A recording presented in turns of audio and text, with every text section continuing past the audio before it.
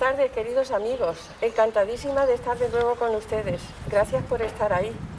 Hoy nos encontramos en locales de la parroquia de Nuestra Señora de la Asunción de Lora del Río y tenemos la intención de compartir con ustedes una experiencia muy gratificante que he tenido yo hace unos días para el conocimiento de un movimiento que está en expansión en nuestra diócesis, que es el movimiento de renovación carismática católica. Y nada pasa por casualidad. Yo estuve invitada a un encuentro de este movimiento y la verdad es que me interesó mucho, no solamente a nivel cognitivo, sino también a nivel espiritual. Y como siempre que se descubre una cosa buena e interesante, pues tenemos que compartirla, y eso es lo que quiero hacer yo con ustedes hoy. Para ello tenemos unos invitados especiales que pertenecen a este movimiento y que han tenido la amabilidad de desplazarse a Lora del Río para compartir con nosotros todo esto. Están aquí conmigo, es Cecilia Cañas, María José Garrido y Manuel Gutiérrez. Ellas dos son de Sevilla y Manuel Gutiérrez vive aquí en Lora del Río.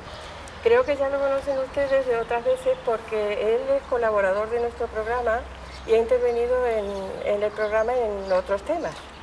Pues como les digo, estoy encantadísima tanto de tenerles a ustedes ahí como de tenerlos aquí conmigo, a ellos. Así es que vamos a entrar en materia y vamos a ver si nos enteramos muy bien de lo que es la renovación carismática.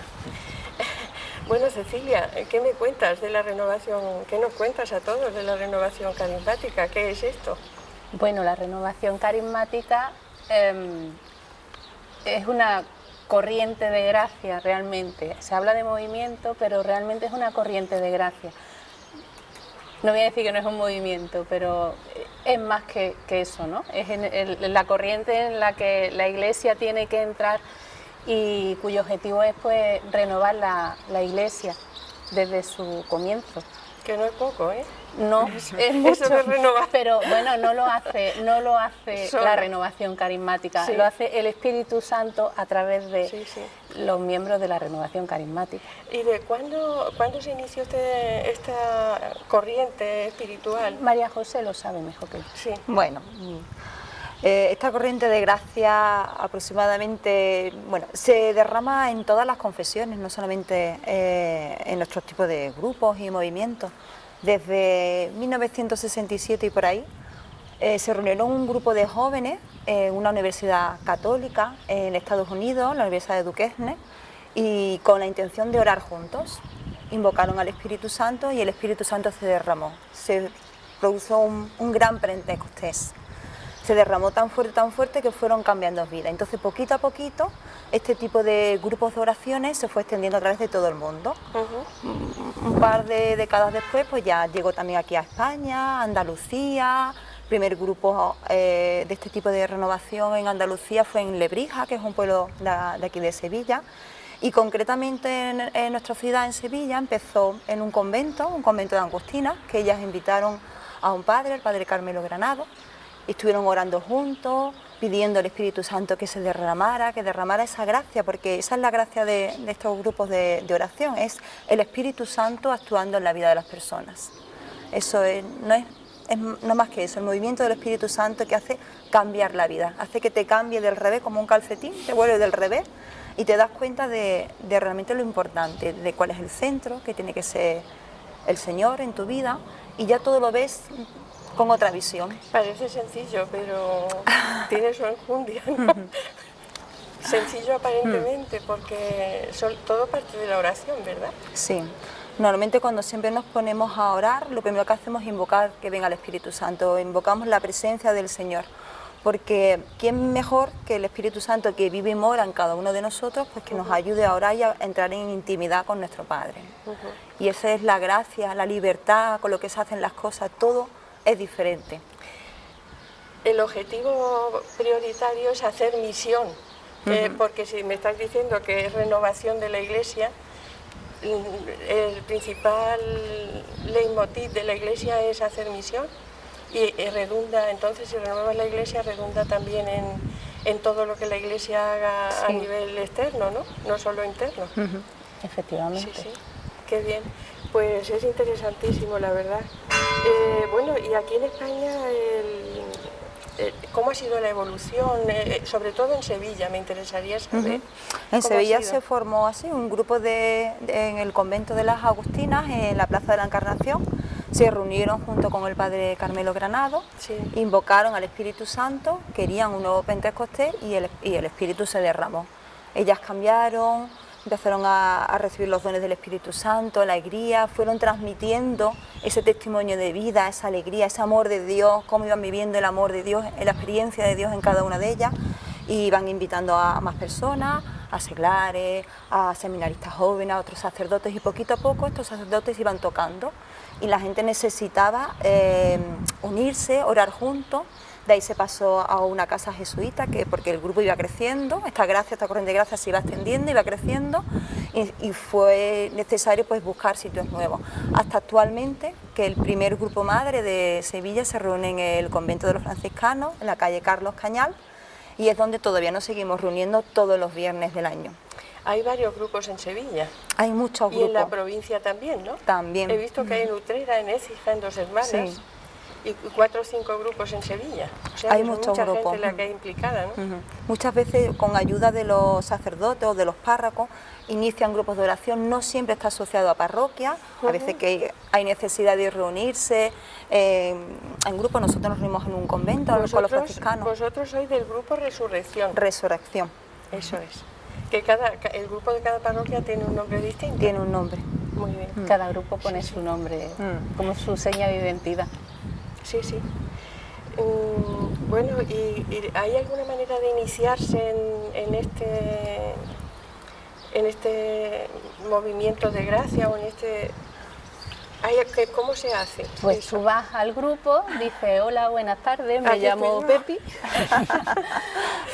y he venido a rezar con vosotros. Sí. No hay una forma de iniciarse, bueno, hay una forma de iniciarse. Nosotros tenemos lo que llamamos los seminarios de vida en el Espíritu, pero bueno, eso ya yo diría que es como un perfeccionamiento. El primer paso es ir al grupo, ir a la oración, ir allí y rezar con los hermanos. Entonces ahí el Señor te agarra y luego sí que es verdad que tenemos los seminarios de vida en el Espíritu, que es como nuestra misión. Yo pienso que la misión nuestra, aparte de la fuerza que recibimos en la oración cada semana, es precisamente el desarrollar, el hacer esos seminarios para que la gente conozca lo que es la vida en el Espíritu, para que la gente conozca quién es el Espíritu Santo, que es que la gente no sabe ni conoce las maravillas que el Espíritu Santo puede hacer en su vida. Y yo creo que es un poco nuestra misión, ¿no? Renovar la Iglesia a través del Espíritu Santo que actúa a través nuestra. Interesante. Me gustaría mucho conocer vuestra experiencia personal, tanto de María José como tuya. ¿Qué ha significado para cada una de vosotros el estar en estos grupos? ¿Cómo habéis descubierto qué sentido de pertenencia tenéis? ¿Cómo ha influido en vuestra vida? En fin, un poco vuestro testimonio como personas. ¿Quién, tú o yo? Yo empecé la renovación hace muchos años. Yo tenía 14 años, ya no voy a decir los que tengo, pero tengo muchos más.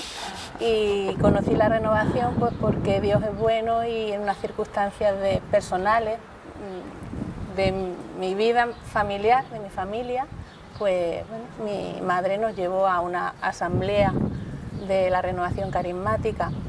Y digo que era un momento muy concreto y muy especial porque yo creo que en mi casa todos lo estábamos pasando un poco mal. Bueno, pues a través de la renovación carismática, a través del Espíritu Santo, el Espíritu Santo hizo que mi familia pues cambiara, ¿no? Dentro de mi familia, pues mi madre, mi padre, mis hermanos. Y ahí comenzó un camino, o sea, no es que de repente tu vida cambie y tú ya seas otra persona y te lances por los caminos a evangelizar, ¿no? El Señor te llama, te toca y ya comienza a actuar en ti. En mi caso ha sido un camino 35 años y seguimos caminando. Yo sé que mi sitio está aquí porque es donde el Señor me ha dado a mis hermanos, con los que puedo orar y con los que, los que me ayudan a centrarme en Él. Entonces, no te podría decir por qué sé que mi sitio está, pues es que no lo dudo, ¿no? Sí, sí. ¿Y tú, María José? Algo un poco parecido. Yo desde chiquitita iba a la Eucaristía, compartía mucho, sobre todo con mi abuela, que ya era muy, muy cliente. En mi familia no había tanta creencia, pero sí es verdad que estaba en un colegio religioso y acudías a todos los sacramentos, pero siempre me faltaba algo, me faltaba esa gracia, esa vida, eso cuando tú lees la palabra de tú dices... Y había cosas que yo no era capaz de vivir. Muchas veces entraba a la Eucaristía igual que salía y decía, yo necesito algo. Entonces empecé con diferentes movimientos dentro de mi parroquia, todas las que había. Y siempre me sentía que me faltaba algo. Yo tenía una sed de algo que no sabía. Yo estudié enfermería y cuando empecé a trabajar, más fue en el primer mes trabajando, en la clínica en que yo trabajaba, pues iba a la Eucaristía allí en el trabajo y empecé a confesarme con el sacerdote de allí porque hice muy buena relación y se convirtió en mi asesor espiritual. Entonces, pues con él compartía cosas de esa inquietud que yo tenía, esa sed que tenía que no era capaz de saciar. Y él había escuchado cosas de la renovación, no había tenido una relación directa, pero había escuchado y conocido de oída a personas de la renovación. Entonces él se puso en oración, estuvimos orando juntos y él discernió que tal vez la renovación carismática podía llevarme a aquella necesidad, aquella sed que yo tenía de Dios, ¿no? Porque cada uno necesita buscar a Dios de alguna manera. Todos no somos iguales, cada uno tiene su necesidad y su lugar donde puedes crecer, desarrollarte, crecer en intimidad con el Señor. Y me presentó una señora que se llamaba Maravilla, que era que fue de las primeras personas que inició el grupo de la Renovación Carismática Católica en Sevilla, junto con las agustinas, y yo me fui allí al convento de los franciscanos un viernes por la tarde y ella me abrió la puerta. Ese día estaba ella sola, me acuerdo perfectamente de esa imagen, súper sonriente, muy amable, y me dijo, hijita, hoy no hay oración, mañana hay una asamblea regional, si tú quieres conocer al Señor, pues mañana te invito a que vayas al colegio de Santa María Claret. Y digo, pues tenía libre, no tenía que trabajar, digo, pues allí me fui. Y allí me presenté y allí había más de 1000 personas orando. Yo no me enteraba de nada al principio, pero yo lo que sí tenía muy claro y sentía que allí estaba Dios, porque sentía una paz, una tranquilidad. Y digo, aquí no conozco a nadie, aquí todo el mundo está feliz, cantando, orando. Tú veías la gente como estaba en oración, en intimidad, y tú decías, no sé qué es lo que está pasando, pero yo aquí me siento a gusto. Me recibieron muy bien, me invitaron a seguimiento al grupo y conforme poquito a poco podía con los turnos, pues empecé a ir al grupo de oración. Y poquito a poco esa sed se iba transformando. Hubo un seminario de vida en el Espíritu, como nos ha explicado Cecilia, pude participar y realizarlo y poco a poco el Espíritu Santo empezó a actuar.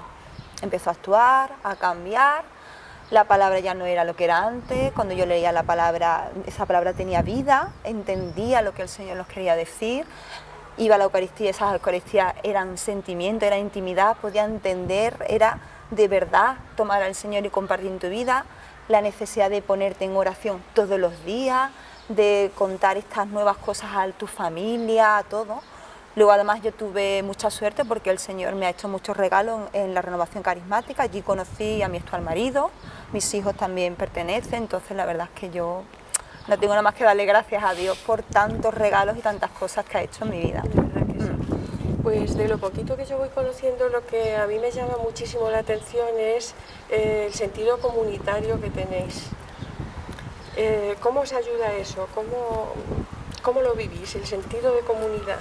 Es que es el Señor el que nos une. O sea, yo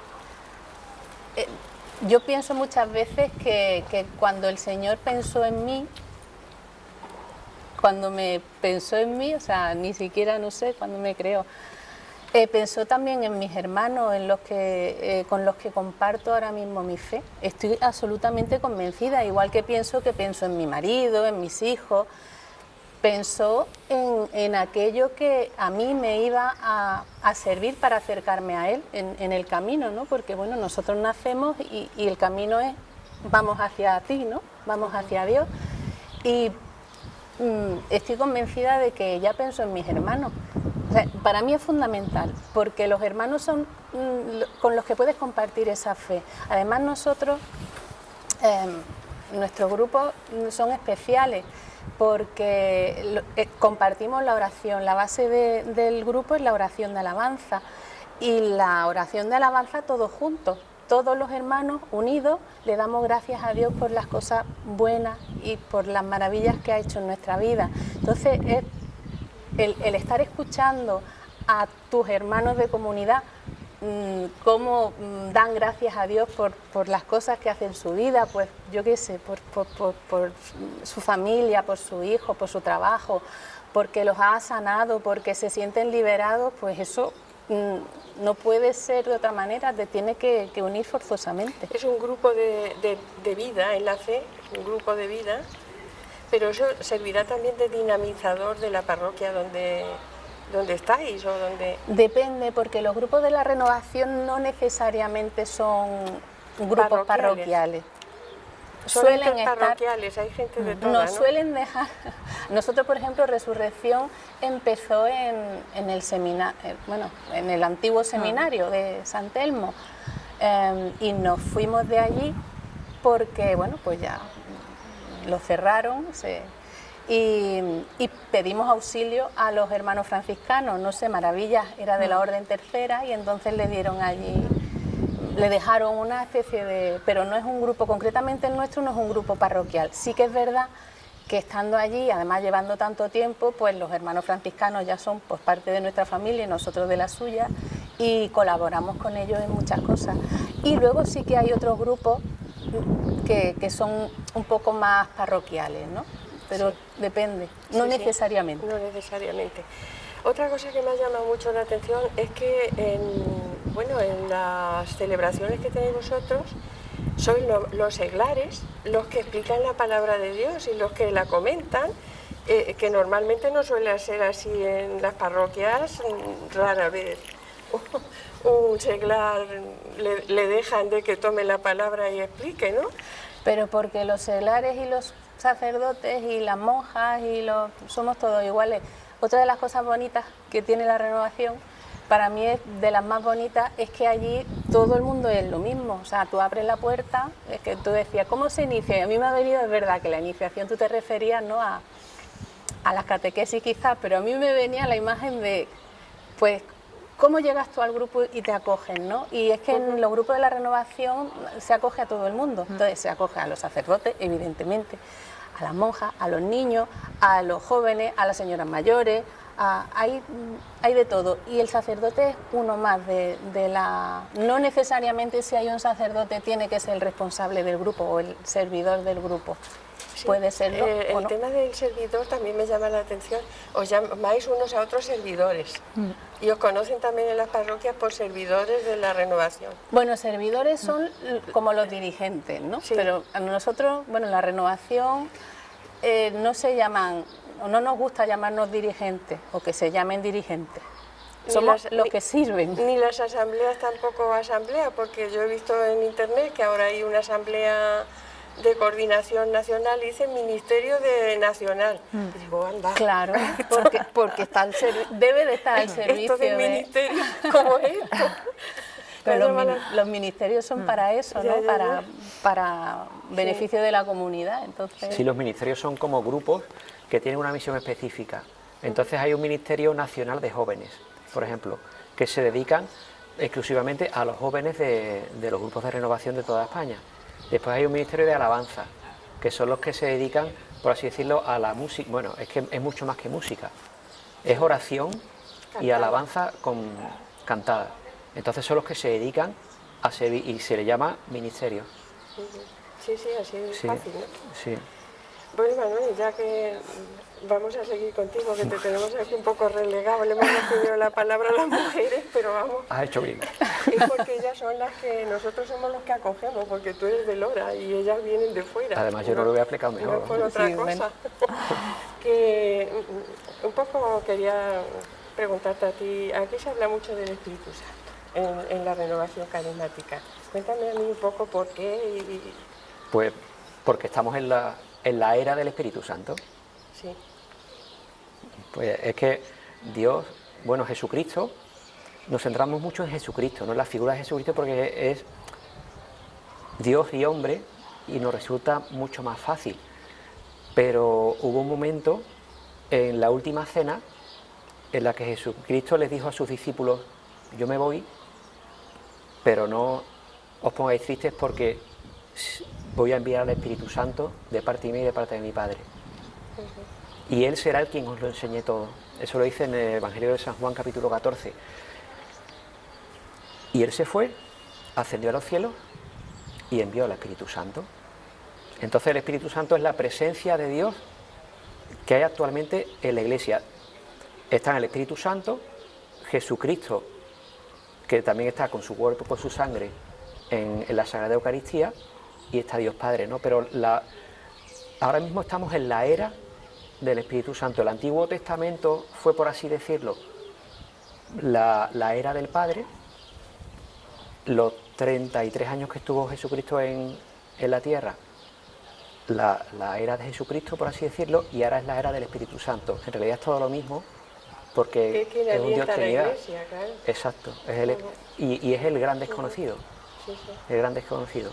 Es que hay gente que, la mayoría de la gente ve la Iglesia como una institución social cualquiera, pero la verdad de la historia es que está basada en Pentecostés, en la venida del Espíritu Santo sobre los apóstoles, Sí. y quien la alienta es el Espíritu Santo. Exactamente, todo Si empezó... dependiera de la gente que formamos la Iglesia, esto se habría acabado ya. Tú imagínate, Hace- había allí 12, bueno, había 11 porque uno había traicionado al Señor, que estaban escondidos por miedo a los judíos, con las puertas cerradas, acobardados, reunidos en torno a María y orando. Y ahí es donde se cumple la promesa de Jesucristo. Le dice: quedaros en Jerusalén, que os voy a enviar el Espíritu Santo. Y fíjate lo importante que estaban todos en comunidad orando con María. Y ahí viene el Espíritu Santo y ahí se lía. Ahí se lía. Cambian, como decía María José, como un calcetín. Sí. Pedro, de ser antes un soberbio y un presuntuoso y cobarde, se convierte en una persona humilde y valiente. Y así pasa con todos. Y con esos 11, pues el Espíritu Santo empieza a hacer su obra, y ellos no tenían ni idea ni de crear una estructura, ni de crear una iglesia, ni nada, sino simplemente se dejan llevar a donde les lleva el Espíritu Santo. Que como lo dijo el Señor a la samaritana, dice: el Espíritu Santo, no, se lo dijo a Nicodemo, en Juan capítulo 3, le dice: el Espíritu sopla donde quiere. Y los que son hijos de Dios se dejan llevar por el Espíritu. Y la experiencia que tenemos todos nosotros, yo creo que hablo por mí y también por mis hermanas, es que cuando tú dejas que el Espíritu Santo entre en tu vida, pues Él la lía. Y no sabes por dónde te va a llevar, pero te lleva. Y no hace falta planificar nada, porque Él se encarga. Nosotros, con ser dóciles, ya tenemos suficiente. Yo he visto que en vuestras celebraciones invocáis al Espíritu Santo, incluso oráis por las personas que están allí invocando al Espíritu Santo. Es el centro de vuestra vida espiritual. Sí, el centro siempre es Dios. Bueno, El centro pero siempre es Dios, sí, en la persona divina del Espíritu del Santo. Espíritu Santo, sí, sí. Es interesante. Y bueno, yo creo que sería bonito recordar también a nuestros telespectadores, a los que ya lo sepan y a los que no lo sepan, pues también un poco por enterarse. El Espíritu Santo da unos dones que le son propios a quien cree en Él, ¿no? Y también unos carismas. ¿Podrías hablarnos un poquito de eso? Sí. El Espíritu Santo, Él es el mayor don, desde luego, de sí, Dios. se habla de dones y carismas. Un don es un regalo. Claro.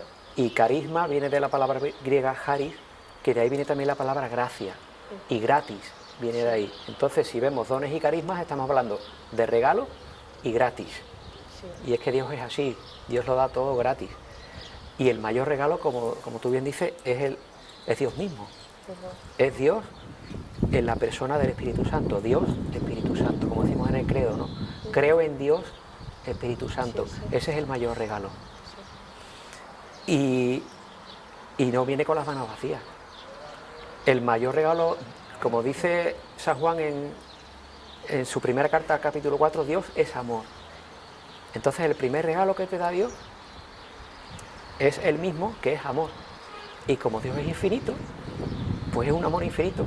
Y eso es lo primero que experimentas en cuanto invocas al Espíritu Santo, en que te da un amor tan grande que te desborda y te dan ganas de cantar, te dan ganas de gritar sobre el mundo y decir esto que estoy viviendo yo, que lo viva todo el mundo. Y ese es el mayor don. Y después lo que hace es que directamente te lanza a la misión, directamente. Como cuando, o sea, la primera experiencia de cuando tú estás en un grupo de renovación carismática es como la experiencia que tuvieron los apóstoles Pedro, Santiago y Juan cuando el Señor se transfiguró delante de ellos allí en el monte Tabor, ¿no? Ven al Señor en toda su gloria y dicen, Señor, que bien se está aquí. Hagamos 3 tiendas. Vamos a quedarnos aquí, que a gustito estamos. Sí. Y entonces el Señor le dice, vamos a bajar a Jerusalén. Y a ponerse en movimiento. Vamos a la misión. Pues esa es la experiencia que tiene uno cuando va a renovación carismática, que el Señor te da muchísimos dones, muchísimos regalos, que todos esos regalos lo primero que te sirven es para tu propia santificación, o sea, para que Dios habite en ti, porque nosotros no somos ni más ni menos que templos del Espíritu Santo. Dios lo que quiere es habitar en nosotros, y ese es su mayor deseo, habitar en nosotros. Hubo un tiempo en que habitaba en el templo de Jerusalén, pero cuando a Jesucristo lo crucificaron y cuando el soldado le abrió el corazón con la lanza, ese corazón de Cristo, rebosante de amor, se rompió y al mismo tiempo se rasgó el velo del templo. Y ya Dios no cabe en un templo. Y Dios no quiere vivir en un templo hecho por manos humanas, sino que quiere vivir en nosotros, en nuestro corazón. Y por eso somos los templos del Espíritu Santo y entonces cuando el Espíritu Santo habita en nosotros, pues nos regala todos sus dones, don de santo temor, de fortaleza, de piedad, de consejo, de ciencia, de entendimiento, de sabiduría. Y luego te da carismas, los dones son para tu santificación y los carismas son para servir a los hermanos. O sea, como que el don es para ti, para construirte, por así decirlo, y el carisma es para que tú seas un regalo para tus hermanos. Y a cada uno le da un carisma. Y como cada uno de nosotros somos únicos e irrepetibles, pues hay tantos carismas como personas. En teología hay ciertos carismas, pero en realidad hay tantos carismas como personas. Y entonces también uno de los dones más grandes y de los regalos que nos da el Señor es los hermanos, como decía Cecilia antes. Eso es un gran don, de que tú experimentas cómo el hermano que tienes a tu lado o la hermana es un regalo grandísimo de Dios. Y se complementan unos con otros con los distintos carismas que tienen, claro. Exactamente. Es lo que construye la comunidad. Y tú le das poner en común los carismas que cada uno tenemos. Y tú le das gracias a Dios, no solamente por lo que a ti te da, sino por lo que le está dando a tus hermanos, que te lo está regalando a ti a través de ellos. Sí, sí. Y dices tú, bendito sea Dios. Pues qué cosa tan hermosa, ¿verdad? Que le da a Cecilia ese don de música. Casi nunca lo tenemos en cuenta esto, porque realmente no tenemos un sentido comunitario, desgraciadamente, en nuestra iglesia actualmente. Hay muy pocos sitios donde se tenga ese sentido comunitario que hace falta para ser una iglesia.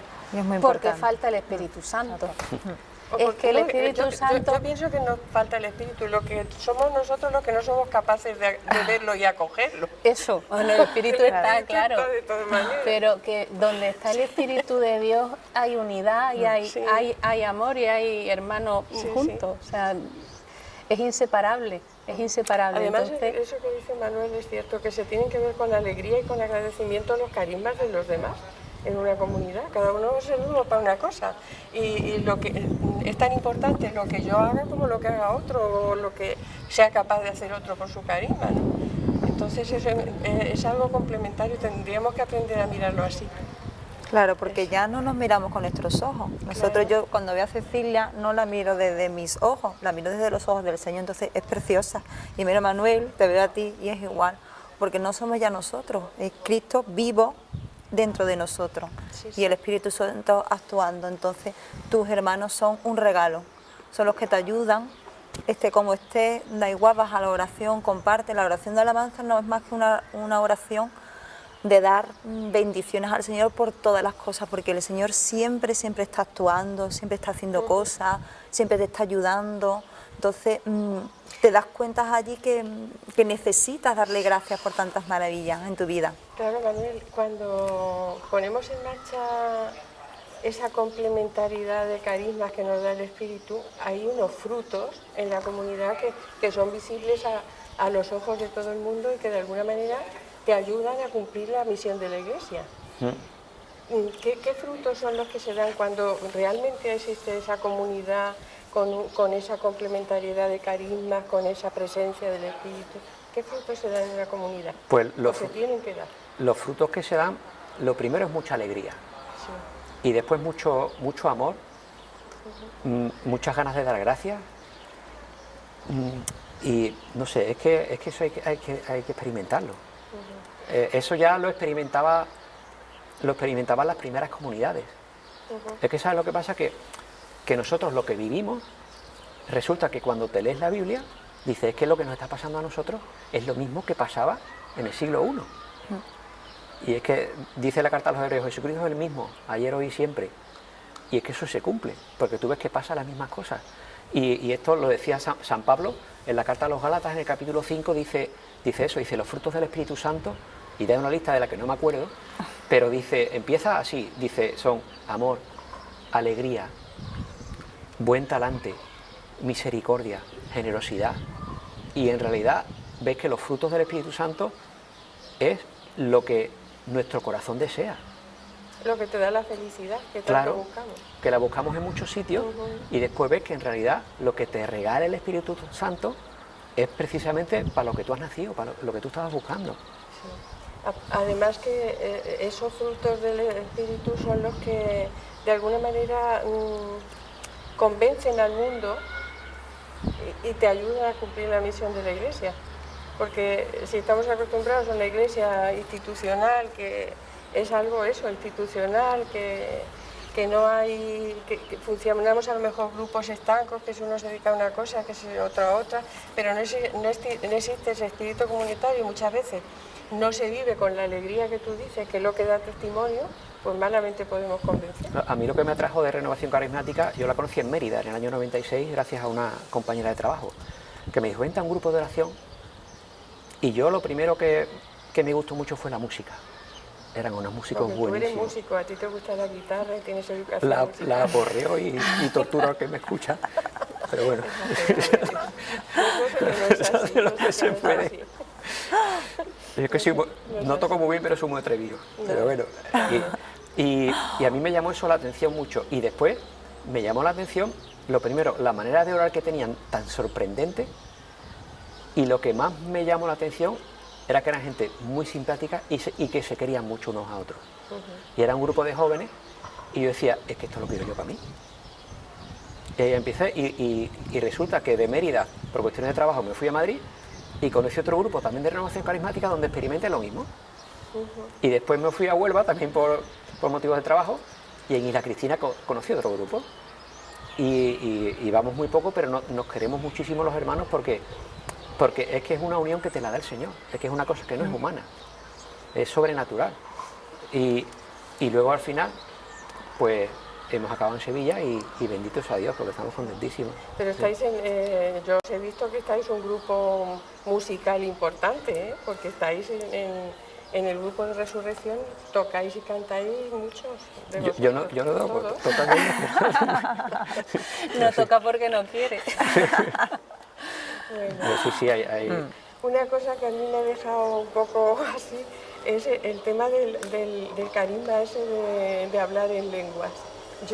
Es una cosa que no acabo yo de encajar muy bien. Pues eso es muy fácil, mira. Eso está explicado perfectamente en Hechos de los Apóstoles, capítulo 2, en el versículo 42 hacia adelante, y en primera carta de San Pablo a los Corintios, capítulo 13 y capítulo 14.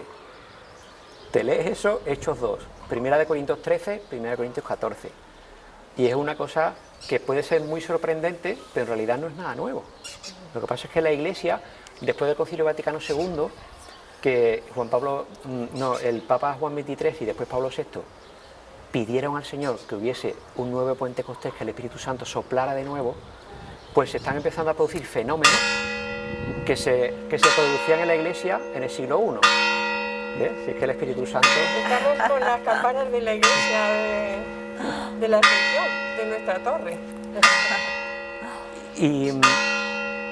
Y nada, el carisma de lenguas, pues eso es que San Pablo lo explica mejor que yo. Es simplemente, y también en la carta, mira, en la carta a los Romanos, Romanos 8:26 dice: nosotros no sabemos orar como conviene, y el Espíritu Santo viene en nuestra ayuda y ora en nuestro interior con gemidos inefables. Con gemidos inefables significa que no se pueden expresar con ninguna lengua humana. Entonces se da un fenómeno que se llama, en teología se llama glosolalia, que es simplemente hablar en el Espíritu. O sea que tú oras y de pronto no sabes lo que estás diciendo, pero estás orando en el Espíritu y ya está. Y puede parecer que es una cosa sobrenatural, pero es una cosa que ha pasado en la Iglesia toda la vida. O sea, no es nada nuevo. Incluso Santa Teresa también experimentó esto y ella le llamaba la oración de algarabía. Porque ella se ponía ahora y decía: ¿qué estoy diciendo? Un poco de algarabía es. Sí. Sí, y entonces resulta que, según dice San Pablo en la carta a los Corintios, en el capítulo 14, es un carisma que te da el Señor, que tú no sabes lo que estás orando, pero el Señor sí lo sabe, que es lo que importa. Incluso la Iglesia durante muchos años se ha orado en latín y la gente no sabía muchas veces lo que estaban diciendo. Pero es que en muchas ocasiones no importa tanto saber lo que estás diciendo, porque Dios sí sabe lo que tú le estás diciendo. Sí, lo que tu corazón dicta, claro. Sí, sí, interesante. Bueno, pues la verdad es que yo creo que les habrá interesado también a nuestros telespectadores lo que les hemos contado aquí. Hay una cosa que he visto yo en internet, que es que por lo visto hay una Asamblea Nacional de Alabanza, e incluso han hecho un himno bajo el lema "Yo abro brecha delante de vosotros". Es una cita del profeta Miqueas. Me ha llamado muchísimo la atención, porque yo creo que yo abro brecha delante de vosotros, el Señor va adelante, va abriendo camino, quiere decir, ¿verdad? Y yo creo que esto le hace muchísima falta a nuestra Iglesia, que vaya el Señor delante abriendo camino y nosotros sepamos ocupar esa brecha y ir haciendo también camino ahí. Entonces yo creo que podríamos terminar el programa con ese deseo, ¿no?, de que nuestra Iglesia, y especialmente nuestra Iglesia de Lora, pues sea también capaz de caminar por esa brecha que el Señor abre delante de nosotros. No sé si vosotros queréis decir alguna cosilla más, pues vuestra es la palabra. ¿Queréis decir algo más? Pues nada, yo simplemente, ya que me dan la oportunidad, pues me gustaría invitar a todos los que puedan estar viéndonos a participar de esta gracia, porque yo pienso que es una gracia. Yo creo que tengo muchísima suerte, igual que el resto de mis hermanos, que he tenido mucha suerte, o que el Señor pues me ha tratado muy bien y me ha hecho conocer esto. Yo no podría vivir sin esto, entonces me gustaría ofrecérselo a todo el mundo, ¿no?, porque es una gracia muy grande conocer al Espíritu Santo y dejar que el Espíritu Santo pues vaya adelante, abra brecha, abra camino, y tú, bueno, pues sigas detrás y experimentar la alegría, el gozo de los hermanos y no sé, y el abrazo de Dios y el amor que el Señor pone entre nosotros. Pues yo creo que todo el mundo tendría que probarlo un poquito. Así que nada, pues todos invitados. Sí. Pues, ¿algo más? Sí, yo en la línea de lo que dice Cecilia, lo que le dijo el Señor a a Juan, ¿no? Al principio, en cuanto lo conoció, le dijo, ven y verás. Sí. Señor, ¿dónde dice? Ven y verás. Pues eso, si queréis saber lo que es esto, pues ven y verás.